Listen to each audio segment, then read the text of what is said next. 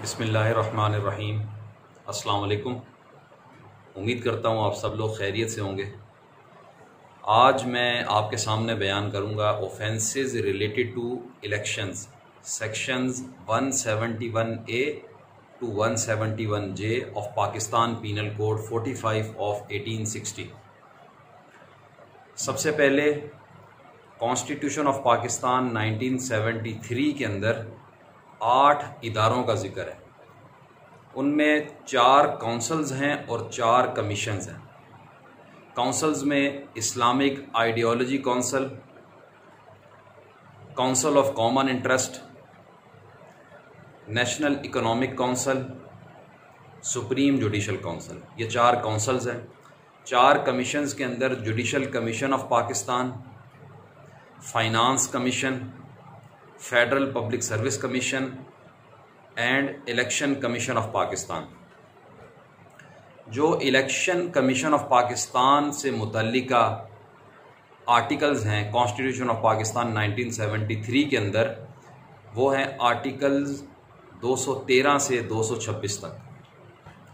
सबसे पहले इनमें ये बात लिखी है कि जो हेड है इलेक्शन कमीशन ऑफ पाकिस्तान का, चीफ इलेक्शन कमिश्नर, उसकी अपॉइंटमेंट का तरीक़ेकार लिखा हुआ है कि 3 लोगों के नाम कंसल्टेशन होगी prime minister and leader of opposition के दरमियान। वो 3 लोगों के नाम पार्लियामेंट्री कमेटी को भेजेंगे, जो कि 12 लोगों पर मुश्तमिल होगी, जिसको हेड कर रहा होगा स्पीकर। वो एक नाम फाइनलाइज करके प्रेसिडेंट को भेज देंगे।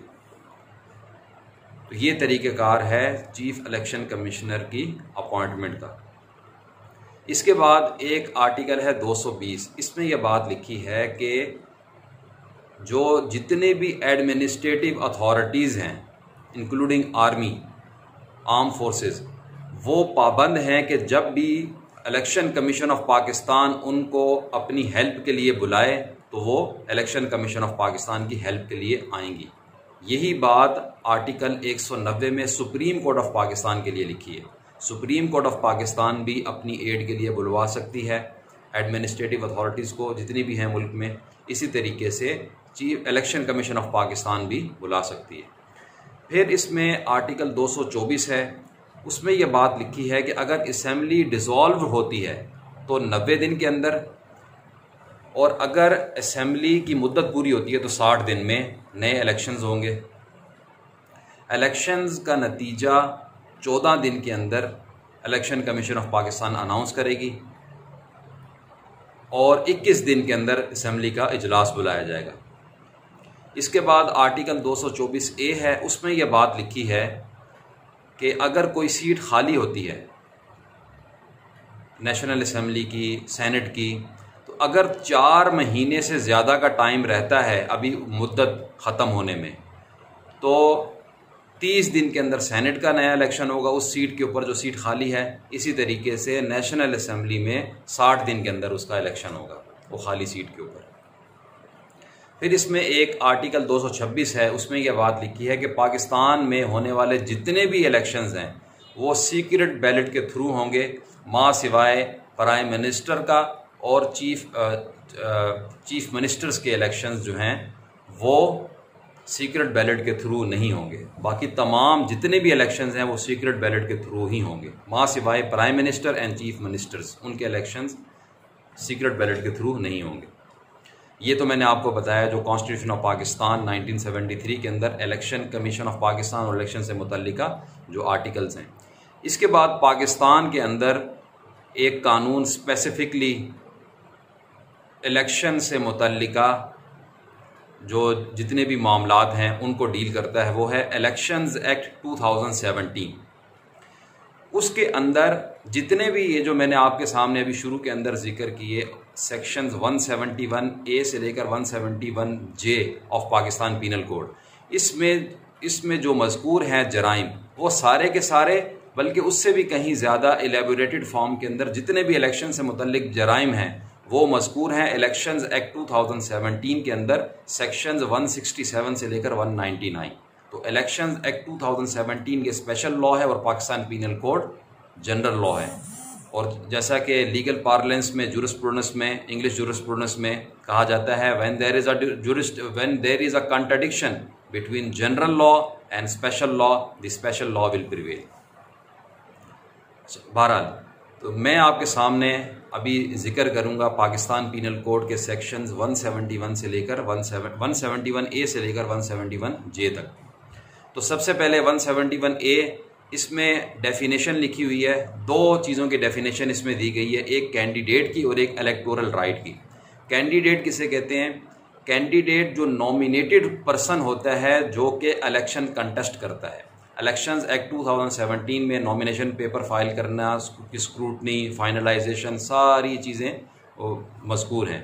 तो उसमें ये बात भी लिखी है कि जो इलेक्शन में हिस्सा लेना चाहता है उसको कोई नॉमिनेट करेगा, तो नॉमिनेटेड पर्सन जो है वो कैंडिडेट कहलाता है जो कि इलेक्शन कंटेस्ट करना चाह रहा है। इलेक्टोरल राइट किसे कहते हैं?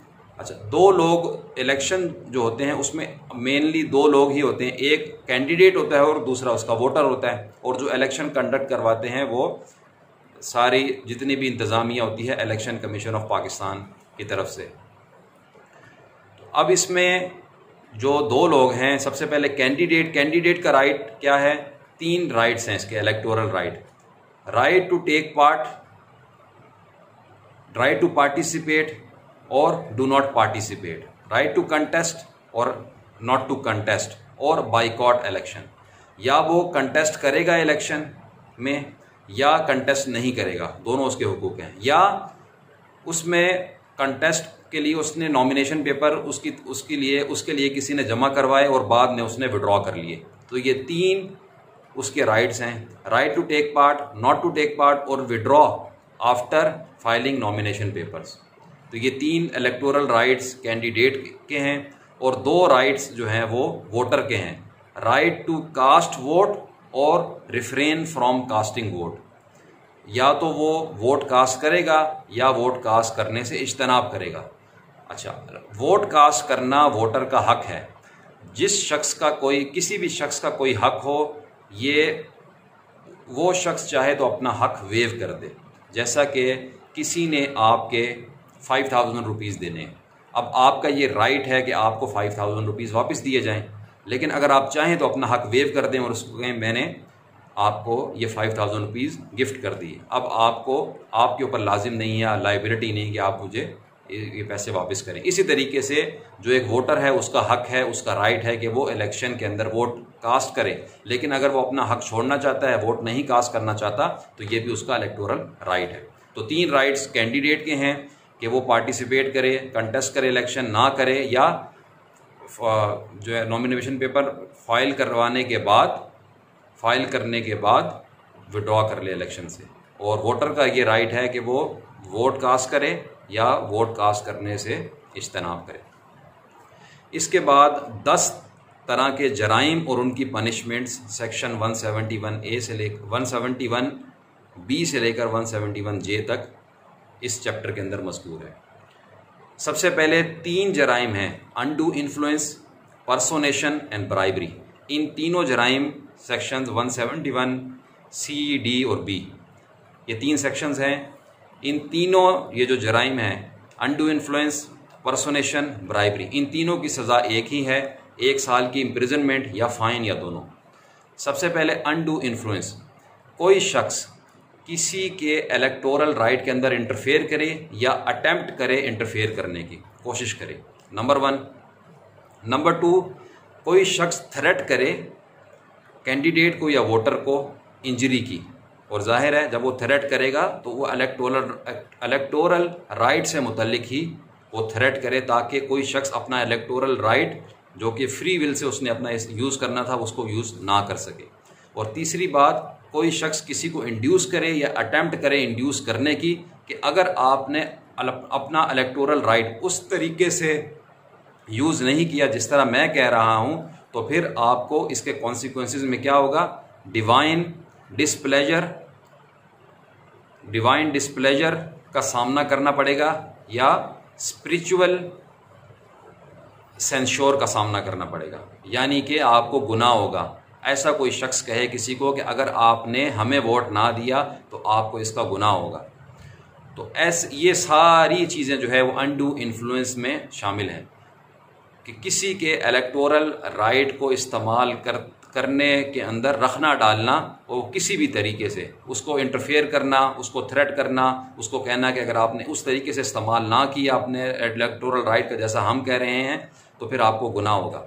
लेकिन इसमें दो एक्सेप्शंस हैं, पब्लिक पॉलिसी की डिक्लेरेशन कैंडिडेट की जानिब से या पब्लिक एक्शन का प्रॉमिस करना कि promise to perform public action, जैसा कि वादे वईद करते हैं कैंडिडेट्स, तो ये अनडू इन्फ्लुएंस में शामिल नहीं है। देखिए दो बातें, अनडू इन्फ्लुएंस की सज़ा 1 साल की इम्प्रिजनमेंट है या फ़ाइन है या दोनों है। इसके बाद नंबर 2 सेक्शन 171D पर्सोनेशन, कोई शख्स जो अपना वोट कास्ट कर चुका हो, वो किसी की जगह पर, वो शख्स मर चुका हो या ज़िंदा हो, उसकी जगह पर जाकर ख़ुद वोट कास्ट करना शुरू कर दे और बैलेट पेपर के लिए, वोटिंग पेपर के लिए अप्लाई करे, बैलेट पेपर के लिए अप्लाई करे या वोट कास्ट कर दे। नंबर 1 ये बात हो गई। दूसरी बात, एक शख्स ने अपना वोट कास्ट कर दिया, वो दोबारा वोट कास्ट करने के लिए जाए और बैलेट पेपर के लिए अप्लाई करे या वोट कास्ट कर दे। और तीसरी बात कि जो शख्स ऐसे शख्स की अयानत करे, अबेटमेंट करे कि जो शख्स किसी की जगह पर वोट कास्ट कर रहा है या अपना वोट सेकंड टाइम कास्ट कर रहा है, तो ये तीनों लोग जो हैं ये पर्सोनेशन के जो जुर्म है जो कि सेक्शन 171D के अंदर मेंशन है, और उसकी सज़ा 1 साल की इम्प्रिजनमेंट है या फ़ाइन है या दोनों है। तीसरा जो जुर्म है सेक्शन 171B ब्राइबरी, कोई शख्स किसी को रिश्वत दे कि वो उसके हक में वोट डाले या जैसा वो कह रहा है वैसा ही वो अपना इलेक्टोरल राइट को इस्तेमाल करे, तो ये उसका मोटिव चेंज करने वाली बात है। और दूसरा, अगर उसने इस्तेमाल कर लिया है अपना इलेक्टोरल राइट जैसा कि उसको कहा गया था, अब उसकी जगह उस ब्राइबरी देकर, यानी उसको रिवॉर्ड दे रहा है, उसके बदले में उसको रिवॉर्ड दिया जाए। एक बात ये होगी। दूसरा, जो शख्स एक्सेप्ट कर रहा है ब्राइबरी को, अब शख्स एक्सेप्ट कर रहा है ब्राइबरी को, या तो वो अपने लिए एक्सेप्ट कर रहा है या वो इस वजह से एक्सेप्ट कर रहा है कि वो दूसरे लोगों को और लोगों को इंड्यूस करेगा कि वो और लोग भी अपना इलेक्टोरल राइट यानी भी वैसे ही इस्तेमाल करें जैसा कि उसको जो ब्राइबरी देने वाला शख्स है उसने डायरेक्ट किया, उसने कहा है।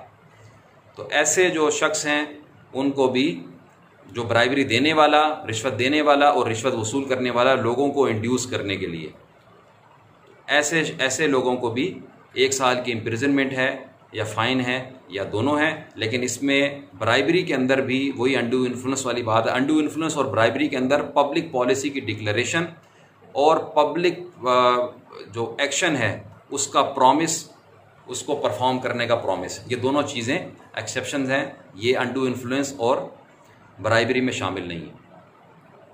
इसके बाद 4 जराइम हैं जिनकी सज़ा फ़ाइन है सिर्फ। सबसे पहले सेक्शन 171E है ट्रीट, जैसा कि अगर कोई इम्तिहान में पास होता है तो उसका दोस्त से कहते हैं यार ट्रीट तुम्हारी तरफ बनती है, तो अब ये ट्रीट भी ब्राइबरी की एक शक्ल है।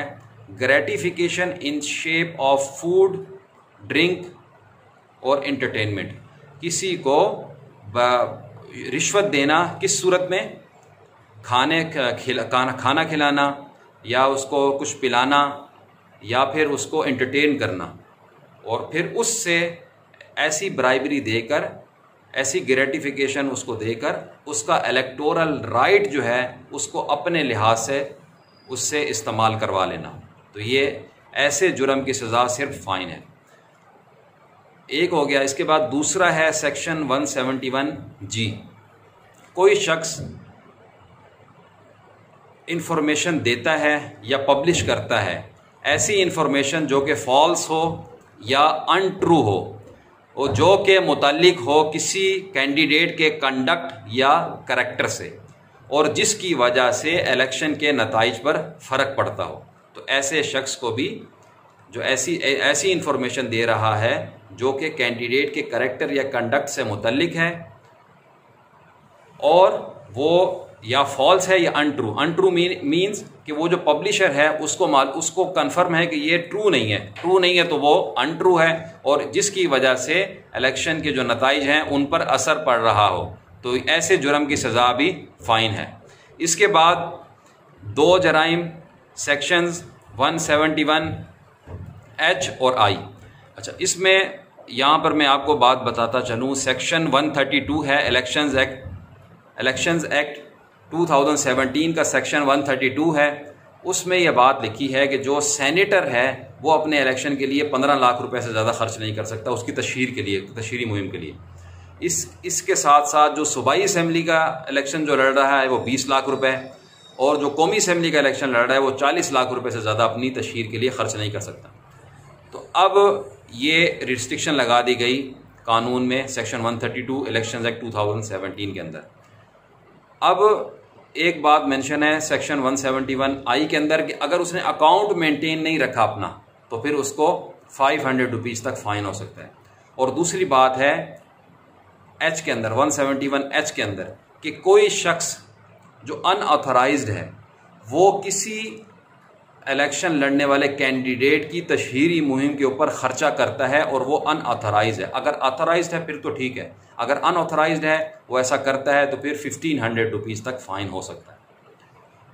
तो ये 7 हो गया। और आखिरी सेक्शन 171J में ये बात लिखी है कि कोई शख्स थ्रेट करता है किसी शख्स को कि वो स्पोकन और रिटन और थ्रू विजिबल रिप्रेजेंटेशन किसी भी तरीके से ज़बानी या लिख कर या इशारों कनायों में थ्रेट करता है किसी शख्स को कि वो इलेक्शन के अंदर पार्टिसिपेट ना करे, इलेक्शन का या फिर ये रेफरेंडम का बाइकआउट कर दे और अपना वोट कास्ट ना करे। तो ऐसा शख्स जो थ्रेट कर रहा है किसी शख्स को कि वो अपना वोट कास्ट ना करे, तो ऐसे शख्स को 3 साल की इम्प्रिजनमेंट हो सकती है, फ़ाइन हो सकता है, या दोनों हो सकते हैं। ये मैंने आपके सामने लुब्बे लुबाब बयान किया है offences related to elections section 171A to 171J। उम्मीद है आपको समझ आई होगी। Thank you very much.